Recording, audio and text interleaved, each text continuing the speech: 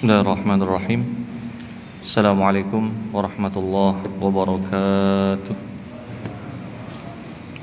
Alhamdulillah, wassalatu wassalamu ala rasulillah Sayyidina wa maulana Muhammad ibn Abdillah wa ala alihi wa ashabihi wa mawalah.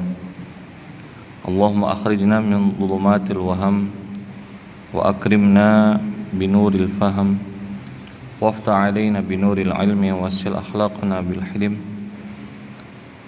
اللهم رب اشرح لنا صدورنا ويسر لنا أمورنا برحمتك يا أرحم الراحمين رب يسر ولا تعسر رب يسر ولا تعسر رب يسر ولا تعسر رب تمم بالخير اللهم صل وسلم وبارك على سيدنا محمد اللهم سيد السادات وإمام القادات غر المحجلين وسيد المرسلين وعلى آله وأصحابه ومن تبعهم بإحسان إلى يوم الدين. Jamaah salat maghrib yang dirahmati Allah, alhamdulillah sama-sama kita bersyukur kepada Allah atas segala nikmat yang diberikan oleh Allah kepada kita semua. Pada kesempatan maghrib kali ini kita dapat bersama-sama melaksanakan sholat maghrib dengan berjamaah, berniat beriktikaf di rumah Allah ini, melaksanakan ta'lim di tempat ini. Mudah-mudahan kita yang hadir, kita yang mendengarkan baik melalui live streaming, kita dan keluarga kita, guru-guru kita, anak murid kita semua diberikan kesehatan, keafiatan, keselamatan, keberkahan. Mudah-mudahan semua dosa kita diampuni oleh Allah Subhanahu wa taala, segala hajat kita dikabulkan, segala urusan dimudahkan. Mudah-mudahan kita menjadi orang-orang yang diridhai oleh Allah Subhanahu wa taala. Amin ya rabbal alamin. Shalawat serta salam tak pernah lupa selalu kita haturkan kepada Nabi kita, Nabi Muhammad sallallahu alaihi wasallam. Nyambung kembali kajian pembahasan kita dalam kitab hadis Riyadhus Shalihin. Kita membahas pada pertemuan yang sebelumnya hadis yang ke-175. Hadis ini disampaikan dari sahabat, nama beliau adalah Sahal bin Sa'ad As-Sa'idi radhiyallahu anhu. Berbicara tentang perang Khaybar. Perang Khaybar sebagaimana yang sudah dijelaskan adalah perang yang terjadi antara Nabi Sallallahu Alaihi Wasallam dengan populasi terbesar orang-orang Yahudi yang ada di sekitaran kota Madinah. Mereka kemudian berembuk, berkumpul. Mereka yang sempat terusir dari kota Madinah, Bani Nadir misalnya, lari ke Khaybar, kemudian memprovokasi orang-orang Khaybar untuk melakukan penyerangan kepada Nabi Sallallahu Alaihi Wasallam. Hal itu didengar oleh Nabi Sallallahu Alaihi Wasallam dan baru saja beliau pulang dari perjanjian Hudaybiyah. Setelah itu dengan pasukan yang masih sama, tidak bertambah, tidak berkurang, pokoknya yang ikut di Hudaybiyah itu yang diperbolehkan ikut di perang Khaybar. Perang ini terjadi dalam tempo waktu yang lumayan lama karena strategi perangnya bukan menyerang tapi mengepung. Khaybar ini terkenal dengan benteng-bentengnya yang banyak. Ada 9 benteng, 3 benteng yang kemudian terkenal. Ada benteng Zubair, ada benteng Naim, ada benteng Qomus, itu benteng yang terakhir. Nah, pada saat peperangan itu terjadi, kaum muslimin kesulitan untuk masuk di benteng yang paling terakhir. Jadi pada saat perang itu terjadi, itu mungkin timbul pertanyaannya para jamaah. Pertanyaannya itu, Nabi itu kalau perang pakai strategi juga lah kira-kira. Nah, artinya bahkan Nabi Shallallahu Alaihi Wasallam secara ikhtiarinya bahwa setiap sesuatu itu perlu ada persiapannya. Ya memang perang itu hampir semuanya dimenangkan oleh Nabi Sallallahu Alaihi Wasallam. Cuma apakah ada ikhtiar untuk memenuhi kemenangan itu? Ya iya ada. Di antara ikhtiar Nabi itu Sallallahu Alaihi Wasallam, Nabi itu punya kebiasaan. Kalau perang itu, perang apa? Kita ini kan baru tahu sekarang namanya perang Khandaq, perang Ahzab, perang Uhud, perang Badar. Itu sekarang kita tahu. Waktu di zaman itu, tahu enggak kita nama perangnya itu? Nah, waktu di zaman itu, salah satu kebiasaan Nabi Shallallahu Alaihi Wasallam ketika mulai perang itu Nabi enggak kasih tahu tempat tujuannya itu di mana. Kata Nabi, besok berangkat. Kemana berangkatnya? Enggak tanya juga. Nabi juga enggak ngasih tahu berangkat. Itu salah satu strategi Nabi. Nah, setelah tembus di beberapa benteng di perang Khaybar itu, Nabi itu Shallallahu Alaihi Wasallam beliau berada di satu tempat, ingin berkemah di situ. Hampir lama parahnya. Satu benteng itu tidak 1-2 hari harus mengepung itu. Bahkan benteng terakhir itu lebih daripada 10 hari pengepungannya. Nah, pada saat beliau ingin berkemah di situ, ada sahabat yang tanya. Jadi kata sahabat itu, ya Rasulullah, ini adabnya para sahabat, para jamaah. Jadi sahabat itu tanya, ya Rasulullah, apakah engkau pilih tempat ini untuk bikin kemah? Itu wahyu dari Allah atau ini pilihan sampean? Maka kata Nabi, ini aku yang milih, kata Nabi, bukan wahyu dari Allah Subhanahu wa taala. Maka kemudian kata sahabat, ya Rasulullah, kita jangan kemah di sini. Kenapa? Kalau kemah di sini kalau kemah di sini, ini khawatirnya pertama kita berada di lembah. Orang itu mau nyerang kita itu gampang. Anak panah orang itu untuk menyerang kita itu gampang, tapi anak panah kita untuk sampai kepada mereka itu enggak. Apa pelajarannya para jamaah? Bahkan Nabi SAW itu juga berikhtiar. Takdir kita itu sudah takdirnya menang. Tapi secara manusianya, ikhtiarnya, ya kita juga harus usaha. Kita ini rezekinya, hidupnya, matinya, dengan siapa kita menikah, hari ini kita berada di mana, itu takdirnya sudah ada. Itu takdirnya. Tapi secara ikhtiarinya kita juga harus terus berusaha. Tidak boleh berserah itu. Aku ini kadusa berusaha gini, rezeki itu ada aja Allah matur. Kayak apa itu? Duduk di masjid, ya Allah, ya Allah, ya Allah, berdoa, mudahan dapat rezeki, mudahan dapat rezeki. Tapi orangnya kada berusaha. Di masjid tadi, masjid tadi. Jadi didengar oleh sahabat Sayyidina Umar bin Khattab. Kata sahabat Umar, kenapa kada berusaha? Berdoa aja di masjidnya, ya Allah, tapi tidak ada usahanya. Maka kemudian kata orang yang tadi ditanya, wahai sahabat Umar, ulun ini berdoa di masjid. Ulun ini bagian doa. Ulun punya saudara satu, saudara ulun itu yang kerja, ulun yang bagian doanya. Hendak lapian begitulah. Jadi ada yang bagian kerja, kita bagian doanya. Ya Allah, mudah-mudahan lancar, pian aja usahanya. Kata sahabat Umar, saudaramu itu jauh lebih baik daripada dirimu. Kenapa? Secara manusia kita ini harus ada ikhtiar. Nabi aja sih berikhtiar. Kalau begitu kata Nabi, kita pindah aja tempatnya dari tempat itu. Nah, karena kesulitan untuk masuk ke benteng Qomus yang terakhir ini, maka kemudian Nabi mengatakan sebagaimana yang disebutkan pada materi yang sebelumnya, bahwa Nabi ingin memberikan bendera itu kepada satu orang, yang kalau diberikan kepada orang itu, Allah akan memberikan kemenangan di tangannya, dan dia mencintai Allah, dan dia juga dicintai oleh Allah dan Rasul. Mencintai Allah dan Rasul, dicintai Allah dan Rasul. Maka kemudian yang datang adalah sahabat-sahabat yang lain, kecuali sahabat Sayyidina Ali. Ditanya, sahabat Ali mana? Kata Nabi, sahabat Ali sakit. Itu terakhir pembahasan kita. Sakit apa? Sakitnya sakit mata. Diludahi oleh fabasaqa, maka kemudian diludahi oleh Nabi sallallahu alaihi wasallam, maka kemudian sembuh. Dalam beberapa peristiwa Nabi itu, ya ini Nabi ya para jamaah. Jadi Nabi itu berludah, Nabi itu sembuh. Nabi itu berludah ke orang itu sembuh. Ummu Sulaim itu peluhnya Nabi sallallahu alaihi wasallam. Itu nanti waktu ditaruh botol itu dikumpulkan peluhnya Nabi sallallahu alaihi wasallam. Ini kan khususiyat Nabi.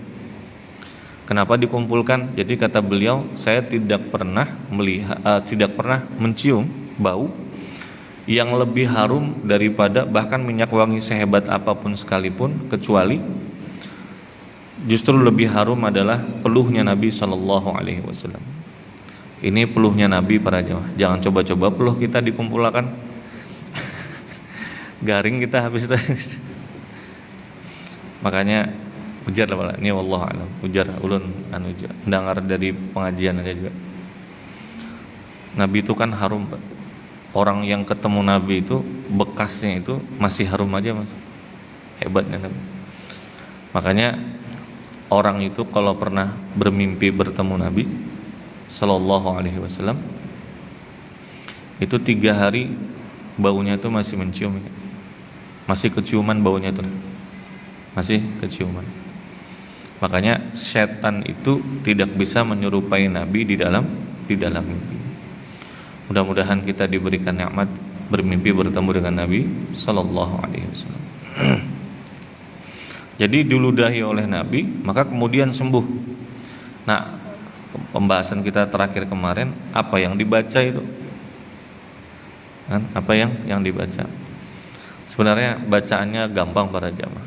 Ini disebutkan dalam permasalahan bolehkah mengambil upah membaca itu. Jadi ketika kita ada orang sakit, kita baca ayat itu, sembuh orang. Ada orang beri kita tuh amplop kah, beri kita makanan, bolehlah makanannya itu kita ambil. Itu yang dianggap jadi permasalahan hukumnya di sana. Jadi ada orang keracunan, orang ini kebetulan orang kafir, non muslim. Maka saat itu lewat para sahabat ini kemudian diminta oleh qabilah orang-orang tadi itu untuk mendatangi orang yang sakit itu, karena kebetulan pemimpinnya yang sakit.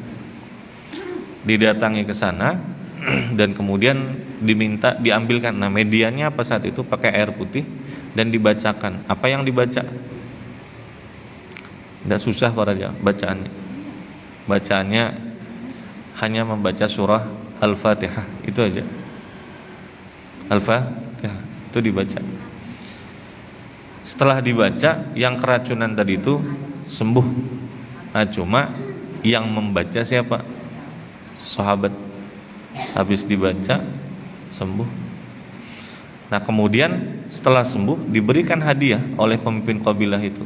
Maka timbul kekhawatiran, bolehkah pemberiannya ini dimakan apa enggak? Karena takutnya menjual ayat-ayat Allah Subhanahu wa taala. Diadukan kepada Nabi sallallahu alaihi wasallam, maka kemudian Nabi membolehkan untuk kemudian dimakan. Baik. Maka setelah sembuh, fabara'a hatta ka'allam yakun bihi waja'un, sembuh seakan-akan tidak pernah sakit sebelumnya. Fa'atahu ar-rayata, maka diberikan oleh Nabi sallallahu alaihi wasallam bendera perang Khaybar itu. Faqala Ali radhiyallahu anhu, maka Sayyidina Ali karramallahu wajhahu mengatakan, ya Rasulullah, wahai Rasulullah, uqatiluhum hatta yakunu mithlana, apakah saya akan perangi mereka itu sampai menjadi seperti kami? Faqala, maka kemudian kata Nabi, unfud ala rislika, pelan-pelan wahai sahabat Ali, sampai engkau turun di halaman-halaman rumah mereka. Summa du'uhum ilal Islam, ajak mereka kepada Islam dan kabarkan kepada mereka apa yang wajib dari hak Allah Subhanahu wa taala. Fa wallahi, demi Allah, kata Rasul sallallahu alaihi wasallam, la ayyahdiyallahu bika rajulan wahida khairun laka min humrin na'am. Engkau dengan asbab engkau seseorang mendapatkan hidayah dari Allah Subhanahu wa taala, seorang laki-laki mendapatkan hidayah dengan asbab engkau lebih baik daripada engkau mendapatkan unta yang berwarna merah. Jadi sahabat ini tanya, ya Rasulullah, saya perangi mereka ini sampai pokoknya paksakah masuk Islam ini? Kita serang, paksa mereka masuk Islam. Kata Nabi, pelan-pelan. Ajak dakwah mereka itu ke dalam Islam, sampaikan beriman kepada Allah itu seperti apa. Maka kemudian kata Nabi, demi Allah, kalau seandainya ada satu orang saja yang masuk Islam, dengan perantara engkau itu lebih baik daripada engkau mendapatkan unta yang merah, maksudnya mendapatkan harta yang banyak. Ini para jamaah yang dirahmati Allah, keutamaan kalau kita bisa membuat orang itu mengenal dengan Islam atau masuk Islam.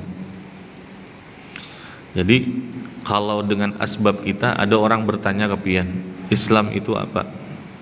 Iman itu apa? Pian jelaskan. Setelah pian jelaskan, masuk Islam, maka apapun yang orang itu lakukan dari ibadahnya, sholatnya, kita juga mendapatkan bagian pahalanya. Jadi menyebabkan orang masuk Islam itu para jamaah, itu Masya Allah, pahalanya itu sepanjang umurnya dia, sepanjang itu pahala mengalir ke kita. Makanya kita lihatlah para jamaah, ada orang-orang itu yang ulun lihat tuh tulus, ikhlas gitu nah, membantu orang-orang yang mu'allaf itu. Jadi memang ada kebahagiaan tersendiri kalau kita itu melihat ada orang masuk Islam. Apalagi masuk Islamnya itu di tangan pian. Maksud di tangan pian itu dengan asbab pian. Setelah bertanya ke pian banyak segala macam, selesai itu orang kemudian mengatakan ulun hendak masuk Islam. Nah cuma setelah masuk Islam, makanya Nabi bilang ala ruslika, pelan-pelan. Masuk Islamnya itu, baca syahadatnya itu, ya alhamdulillah sudah. Cuma yang perlu kita ketahui para jamaah, setelah beliau mu'alaf ini yang masuk Islam, tugas berat berikutnya itu kada semua orang mau mengemban itu. Setelahnya masuk Islam, kita tuh kada tahu, oh kita setelah masuk Islam baca syahadat kita peluk, saat itu kita kasih duit, saat itu kita kasih baju, kasih makan, saat itu dan di hari itu. Besok kita kada tahu kayak apa. Banyak diantara, bukan banyak sih, tapi ada diantara mereka yang setelah itu para jamaah, rumah kada ada lagi, rumah itu tidak ada. Ya sudah menjadi asbab dia masuk Islam, tuh alhamdulillah. Cuma seterusnya kah tanggung jawab itu kita emban? Seharusnya iya. Setelahnya masuk Islam, kita kada tahu para jamaah, diusir dari keluarganya, siapa yang beri makan? Ada orang masuk Islam itu para jamaah, itu harus bayar denda. Siapa yang bayarkan itu? Mau balik ke kampung tidak boleh, mau ambil harta warisan diputus sudah, tidak ada lagi. Nah jadi setelahnya masuk Islam itu, siapa yang bertanggung jawab tentang perekonomiannya ini? Itu satu. Yang kedua, masalahnya apalagi orang setelahnya masuk Islam, ada yang masuk Islam di sini kah, di mana kah semalam? Lupa ulun. Jadi setelah masuk Islam itu sebelum sholat Isya. Jadi pas sholat Isya sudah ikut aja sembahyang Isya. Ala ruslik, pelan-pelan. Jangan orang itu begitu hanya masuk Islam pian mandi wajib lah, wajib hukumnya pian mandi wajib ini, karena pian dewasa masuk Islam. Kalau satu air saja tidak mengenai tubuh pian, kada sah pian. Wah, hafallah sudah surah Al-Fatihah belum? Kalau belum hafalkan, kada sah sembahyang pian. Kada sah. Akhirnya kepikirannya apa? Wah berat juga nih, kada jadi sudah masuk Islam, karena terlalu berat. Nah siapa yang mengajarkan mereka pembelajaran tentang fikih? Coba pian, setelah kita syahadat, bimbing syahadat itu, setelah selesai itu Pak, ada orang itu yang kemudian berlepas tangan, dan sementara mereka tuh kebingungan, kayak apa aku nih sembahyang? Oh belajar aja pian lawan si anu aja, belajar sampai ke sana dilempar lagi belajarannya dengan si anu, sholatnya kayak apa? Dan kita temukan para jemaah, kawan-kawan yang masuk Islam ini, mu'alaf ini, ada yang kadang-kala kita tuh kada tegawi, tidak terkerjakan seperti yang mereka kerjakan. Mereka itu mencari hidayah Islam itu walaupun dengan asbab kita atau segala macam, tapi perjuangannya panjang. Coba, ada yang masuk Islam itu para jemaah, ini itu membaca Al-Quran terjemah dari juz 1 sampai juz 30. Kayak apa? Adakah diantara kita yang baca Quran? Baca Qurannya insya Allah iyalah dari juz 1 sampai juz 30. Jadi karena beliau ini jurusannya filsafat, jadi terjemah itu dibaca mulai juz 1 sampai juz 30, cari bentar. Nah ketika ini kan orang-orang yang cerdas luar biasa. Jadi ketika masuk Islam itu ya asbabnya misalnya dengan kita. Tapi setelah itu akan timbul pertanyaan-pertanyaan yang membandingkan.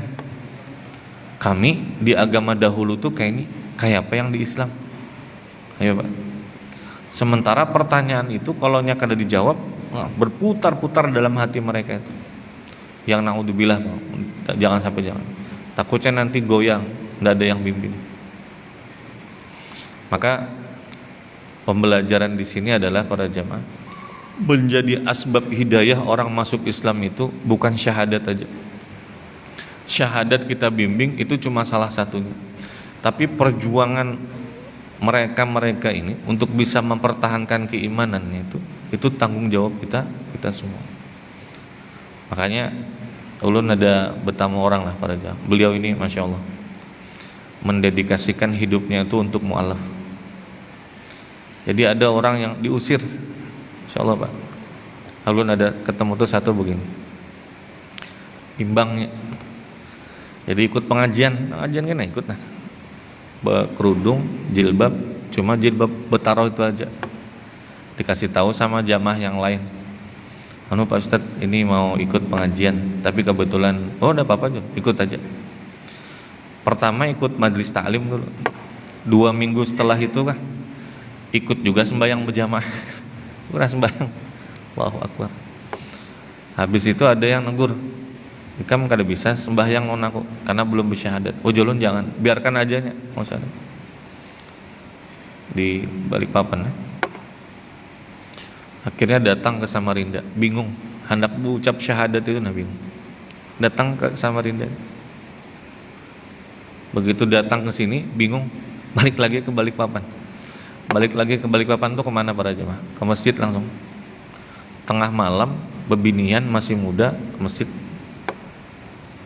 Nunggu apa Pak? Nunggu subuh untuk bisa berikrar asyhadu alla ilaha illallah wa asyhadu anna muhammadar rasulullah. Setelah itu Pak, wah cobaannya luar biasa. Siapa yang menjaga itu? Jadi asbab hidayah itu bukan cuma mulai hidayah, tapi juga perjalanan hidayah itu asbab tanggung jawab kita semua. Jadi ada beliau itu yang masya Allah tadi ulun sebutkan tadi. Itu kalau ada mu'alaf yang kada bisi rumah, yang diusir kah, yang tidak ada lagi tempat tinggal, sidin carikan rumah. Ulun datang ke rumah itu, besar rumahnya Pak, disediakan. Yang belum paham masalah fikih dibikinkan pengajian. Cirinya mulai halus sudah memang Islam. Cuma sebegitu menjaga itu nah dengan kawan-kawan. Kalau kada paham dengan masalah akidah itu dianukan. Nah, sempat dulu ulun banyak berpandir diskusi. Kayaknya bagus juga kita ini orang-orang yang mu'alaf tuh kalau hendak bertakun masalah fikih kah, masalah akidah, pusatkan di masjid kita ini. Banyak orang bertanya dan segala macam. Karena ulun kalau ditanya di Samarinda ini bingung. Di mana nih Pak mau bertanya segala macam? Ya ulun sudahlah ke masjid kita aja. Masjid Darul Palen, insya Allah ada aja banyak aja tempat buat bertanya. Nah itulah. Nah kalau ada yang sudah mau syahadat ini para jamaah jangan ditunda-tunda. Ada orang mau baca syahadat, Pak ulun mau baca syahadat, bolehkah nunggu kepala anunya dulu ke sebelah sana aja. Ya kalau sampai di sebelah sana ada bimbing aja langsung. Asbab bisa memberikan hidayah bagi seseorang. Maka kata Nabi, demi Allah engkau menjadi asbab dengan datangnya seorang orang mendapatkan hidayah, seorang laki-laki itu lebih baik daripada engkau mendapatkan harta yang banyak. Apa yang bisa kita ambil dari hadis ini? Yang pertama satu, fadlus sahabi al-jalili Ali bin Abi Thalib radhiyallahu an. Ini menunjukkan bagaimana kedudukan sahabat Ali dibandingkan sahabat-sahabat yang lain. Artinya sahabat itu seberataan punya keutamaannya masing-masing. Jadi jangan dibanding-banding. Walaupun kita Ahlussunnah wal Jamaah, yang paling tinggi sahabat Abu Bakar, Umar, Utsman, Ali radhiyallahu anhum ajma'in. Cuma ini ingin menunjukkan di hadis ini sahabat Ali itu punya kedudukan tersendiri. Apa kedudukannya para jamaah? Satu, cocok aja sahabat Ali. Jadi yang pertama, Sidin itu orangnya itu berani. Yang kedua, alimnya itu luar biasa.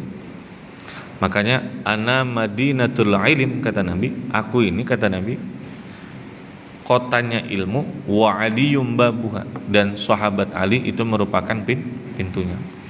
Jadi beliau itu diberikan misalnya sekitar 13 pertanyaan dengan soal yang sama. Jadi 13 orang bertanya atau berapa orang bertanya dengan soal yang sama, semua orang itu diberikan dengan jawaban yang berbeda. Itu sahabat Ali, cerdasnya beliau itu. Nah, yang kedua, memang beliau ini pengorbanannya dengan Nabi itu juga luar biasa. Yang mungkin sudah ulun sebutkan lah, ketika Nabi hijrah. Ketika Nabi hijrah itu malam, ketika mau keluar dari rumah, ini dikepung oleh orang-orang kafir Quraisy.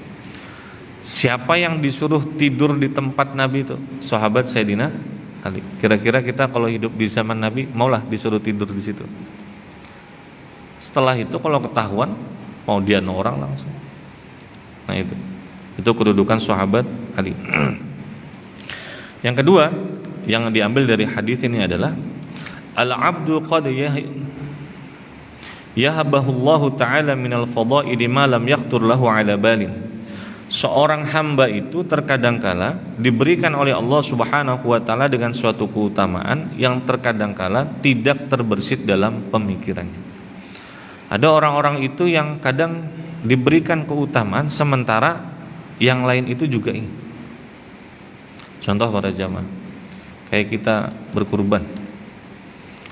Kurban itu yang ulun pahami, nah, pokoknya kalau ada ibadah ujungnya itu bagi yang mampu.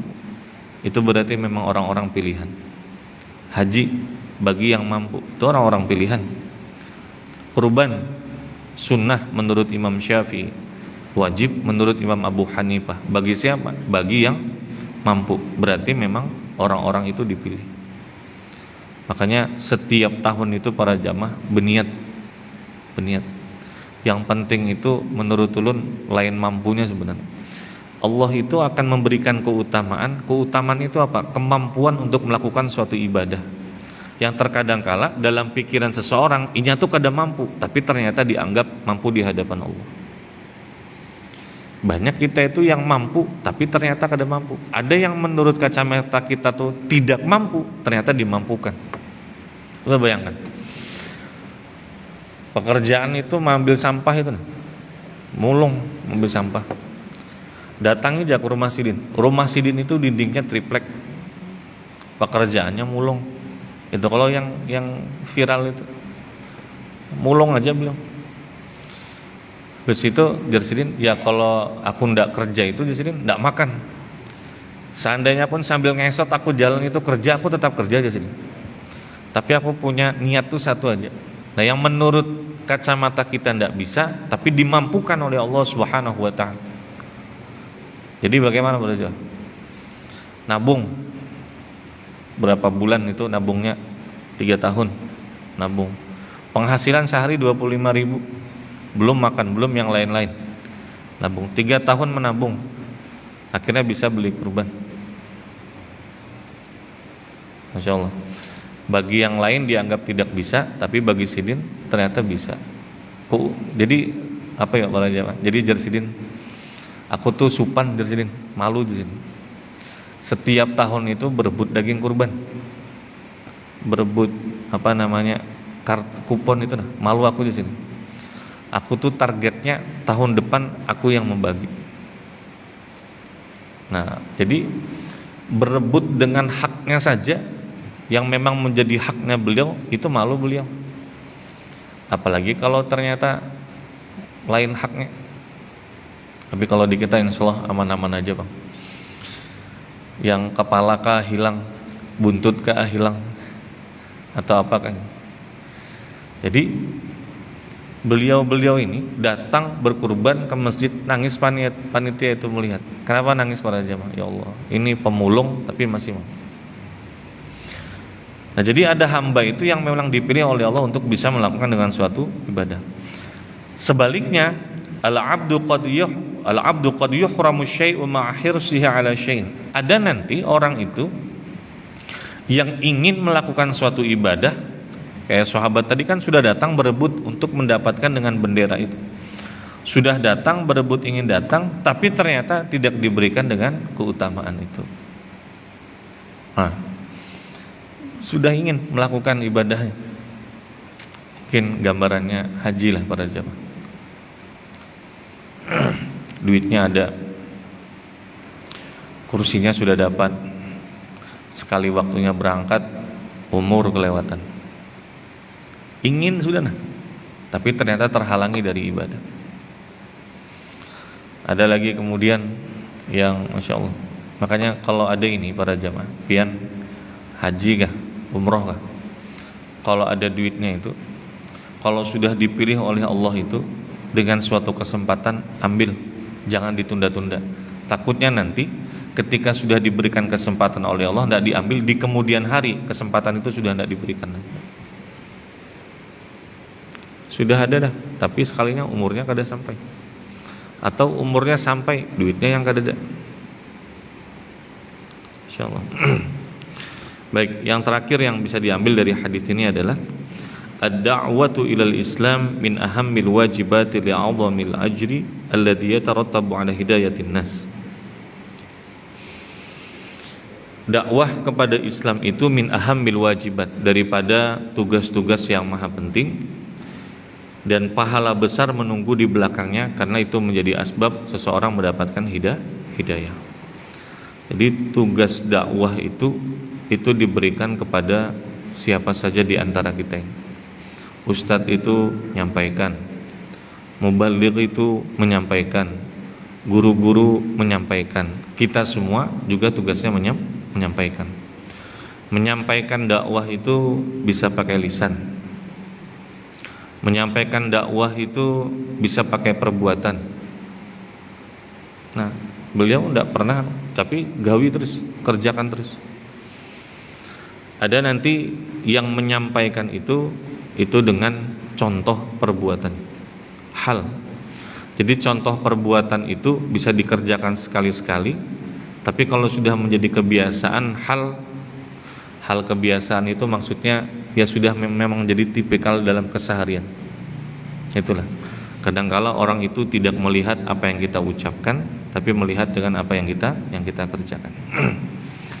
Yang juga diambil dari hadis ini adalah tadi kelewatan satu, at-targhib, bagaimana mendorong kita sahabat radhiyallahu anhum ajmain itu berlomba-lomba dalam melakukan kebaikan. Jadi sahabat itu tahu aja pada taruhannya kalau ambil bendera itu bisa mati, tapi Masya Allah rebutan datang untuk mendapatkan keutamaan itu. Nah, pembelajarannya buat kita sama, kebaikan itu jangan ditunda-tunda. Ada kebaikan itu, Masya Allah Pak, contohnya begini, ada nabi dari 25 nabi itu namanya Nabi Zulkifli. Adakah nama kita ini Zulkifli para jamaah? Zulkifli itu nama asli beliau itu bukan Nabi Zulkifli. Nama asli beliau itu Bashar, nama aslinya. Jadi kaitannya dengan berlomba-lomba dalam kebaikan. Nabi Zulkifli itu tinggal di suatu tempat, atau nama asli beliau adalah Bashar alaihissalam. Tinggal di satu tempat, yang di tempat itu ada raja yang memimpin. Rajanya itu solehnya luar biasa. Nah, jadi ketika ingin mangkat raja itu, beliau berpesan, siapa yang mau menggantikan aku silahkan, cuma syaratnya ada 3. Ya namanya jabatan tinggi, orang itu rebutan. Cuma rebutannya itu bukan untuk mencari jabatannya, tapi tasabaqa ilal khair, berlomba-lomba untuk mendapatkan kebaikan itu. Karena nanti kalau beliau yang jadi pemimpinnya, dan memang pada faktanya setelah itu beliau jadi pemimpinnya, itu yang pemimpinnya seperti itu, rakyatnya itu juga luar biasa. Makanya Nabi Zulkifli itu tidak dibicarakan juga agak panjang dalam Al-Quran, karena memang umatnya itu taat-taat. Beliau ketika mimpin itu, Masya Allah, diberikan dengan umat yang juga taat, makmur negerinya itu. Jadi kata rajanya itu, kuberi 3 syarat dari sini. Yang bisa memenuhi 3 syarat ini silahkan ambil. Yang pertama 1, bilanya siang puasa. Jadi syariat puasa itu dari dulu sudah ada. Kalaunya malam beribadah kepada Allah Subhanahu wa taala. Jadi yang pertama puasa, yang kedua malam beribadah. Ini yang ketiga. Yang ketiga ini mirip sama dengan kejadiannya Nabi Ilyasa, atau bahasa umat terdahulu itu kalau yang lain bilang itu Nabi Elia. Ilyasa itu sama. Syaratnya yang ketiga apa? Kada boleh marah. Ya, Bapak. Siapa di antara kita yang kada pernah marah? Jadi syaratnya 3, kada boleh marah. Nah ini tasabaqa ilal khair, berlomba-lomba dalam kebaikan. Beliau setelah itu langsung aku aja sini. Dan memang amalan beliau itu paginya siangnya puasa, malamnya ibadah, dan orangnya itu sabarnya itu luar biasa. Makanya nanti sifat teladan Nabi Zulkifli itu apa? Sabar, tidak pernah marah. Tidak pernah marah. Nah menariknya, setelah beliau diangkat jadi raja, 3 amalan yang tadi ini biasa kan begitulah. Siapa yang bisa mengerjakan 3 ini itu bisa jadi raja. Begitu sudah jadi, lupa sudah amalannya. Begitu beliau sudah jadi raja, tetap aja puasa siang itu tetap, malam ibadah itu tetap, dan yang ketiga tetap bisa menahan sabar, menahan amarahnya. Nah cuma poinnya itu, bukankah beliau itu ikut berebut jabatan juga? Oh bukan berebut jabatan. Dalam kondisi beliau saat itu, bahwa beliau paham kalau naik di sini itu pasti bisa menyebarkan kebaikan yang jauh lebih banyak. Tasabaqa ilal khair. Pembelajarannya buat kita para jamaah, ada nanti di waktu-waktu tertentu kita itu jangan lagi melihat, bah ini kalau aku berdahulu ria kita ini, kalau aku berdahulu sombong bisa ini. Kalau kita lakukan itu takut karena ria dilihat oleh orang, kalau kita tinggalkan sama berarti meninggalkan juga karena manusia. Ada orang datang di sini, kemudian sumbangan. Siapa yang bisa membantu Palestina kah misalnya? Siapa yang mau membeli Al-Quran? Itu yang susah tuh biasanya yang mana pertama? Yang pertama. Siapa yang mau? Yang pertama ini. Cuma biasanya nanti setelah yang pertama itu ada yang kedua tuh gampang ikut sudah tuh. Cuma yang angkat tangan pertama itu, siapa yang mau bukan beli Al-Quran, tapi memberikan hadiah dengan Al-Quran ini 5 mushaf Al-Quran. Siapa yang mau? Susah mau angkat tangan. Tapi begitu kita mulai kan, kita yang pertama mulai, ada yang ikut di belakang, maka seberapa orang yang ikut di belakang itu pahalanya terus mengalir buat kita. Sama yang kayak bantu tadi. Jadi tasabaqa ilal khair, cepat untuk melakukan kebaikan itu, di situ orang yang ikut di belakangnya itu mengalir buat kita. Nah tasabaqa itu bisa diartikan cepat untuk melakukan kebaikan, dan berpikir lama kalau kebaikan itu. Ada kebaikan-kebaikan itu yang jangan ditunda-tunda lah para jamaah. Contoh lah, ini muamalah pahalanya besar. Kalau ada orang datang ke rumah kita dengan niat hendak minjam duit, itu para jamaah pahalanya besar. Dalam hadis riwayat Ahmad itu, karena begini, ada nanti begitu ingin kita pinjamkan, wah harus begini, harus begitu, harus begini, harus begitu, panjang. Pinjamkan, maka selama dipinjamkan itu duitnya kah atau barangnya, pahala terus mengalir kepada kita, padahal barangnya itu balik juga. Cepat melakukan kebaikan, jadi kebaikannya cepat Yang kedua, memahami cepat melakukan kebaikan ini adalah contoh sholat berjamaah pada jamaah. Jadi sholat itu ya walaupun nanti 4 madhab itu khilaf lah, kapan kita itu berdiri ketika qomat itu. Qad qamatis, ada yang bilang mulai awal itu sudah berdiri. Allahu Akbar, tasabaqa, cepat melakukan kebaikan. Madhab yang lain itu ada yang mengatakan mulai Allahu Akbar, asyhadu an la ilaha illallah, itu sudah berdirian. Ada yang mengatakan pas qad qamatis shalah berdiri.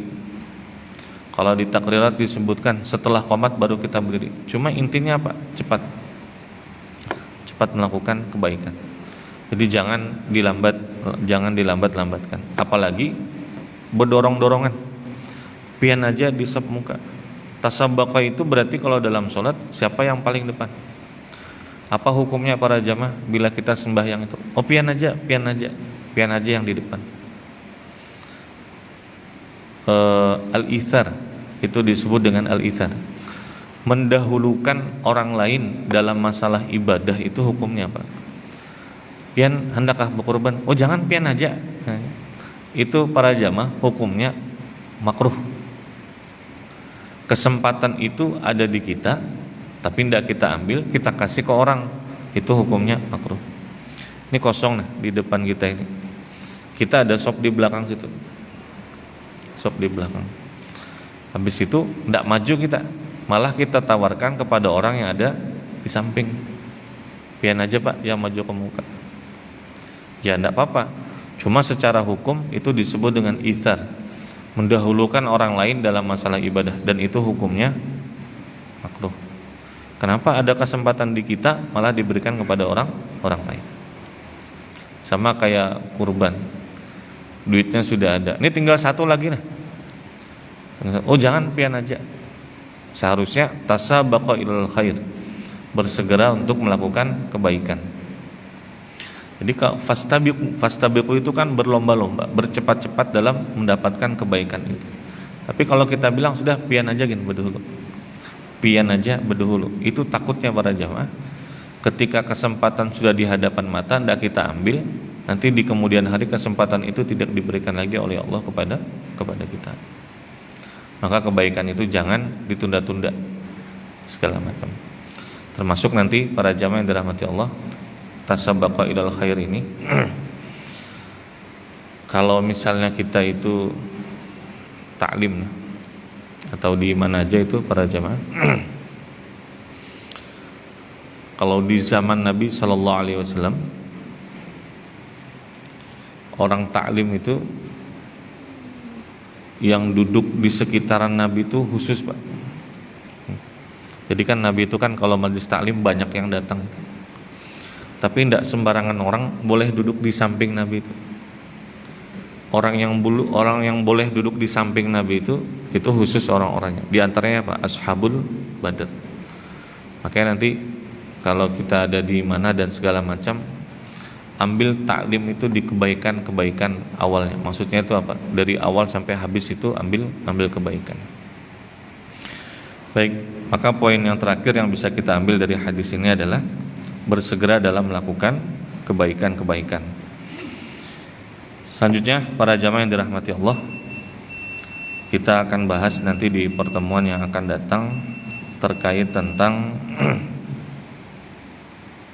orang yang diberikan kesempatan oleh Allah untuk bisa beribadah, kadang diambil kesempatannya karena ada udzur dan yang lain-lain. Setelah kita akan bahas nanti di pertemuan yang akan datang. Baik, kalau ada yang belum sampaikan salah atau kurang mu'tamad, tinggalkan, ikuti pendapat yang lebih baik. Wassallallahu ala sayyidina Muhammad wa ala alihi washabbihi wasallam. Alhamdulillahirabbil alamin. Al-Fatihah. Iyyaka na'budu wa iyyaka nasta'in. Shiratal mustaqim, shiratal ladzina an'amta 'alaihim. Bismillahirrahmanirrahim. Alhamdulillahirabbil alamin. Wassalatu wassalamu ala asyrafil anbiya'i wal mursalin sayyidina maulana Muhammad wa ala alihi wa sahbihi wa barik wa sallim ajma'in. Allahumma inna nas'aluka ilman nafi'a wa amalan mutaqabbala wa rizqan halalan thayyiban. Allahumma inna nas'aluka husnal khatimah wa na'udzubika min su'il khatimah. Allahumma inna nas'aluka ridhaka wal jannata wa na'udzubika min sakhatika wan nar. Shallallahu alaihi sayyidina maulana Muhammad wa ala alihi wa sahbihi wasallam. Alhamdulillahi rabbil alamin. Taqabbalallahu minkum.